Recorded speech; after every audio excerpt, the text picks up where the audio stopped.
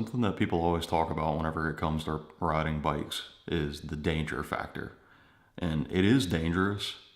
I'm I'm not ignorant to that fact. I understand that it's dangerous. I understand that things can happen and you do have to be a lot more hyper alert to traffic around you versus if you're driving a car. But it's one of those situations where you can choose to live in a bubble and never do anything and be completely safe, or you can choose to take a little bit of calculated risk and experience a whole new world, a whole different planet than what you otherwise would experience if all you thought about was being safe.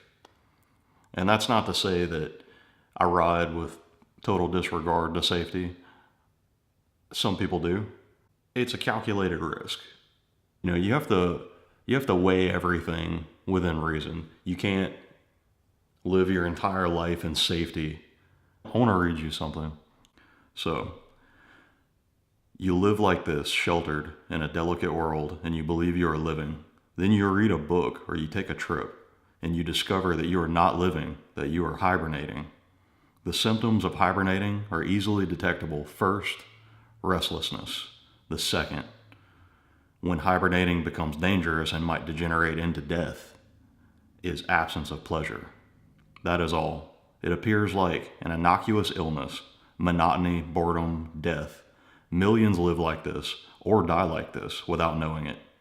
They work in offices, they drive a car, they picnic with their families, they raise children, and then some shock treatment takes place, a person, a book, a song, and it awakens them and saves them from death.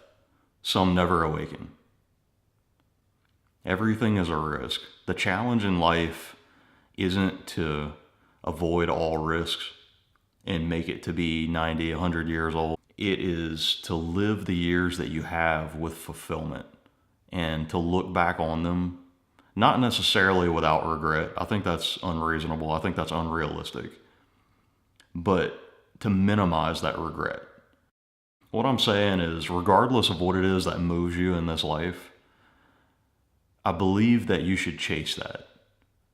I believe that it's worth the risk and that you're going to see more reward from it.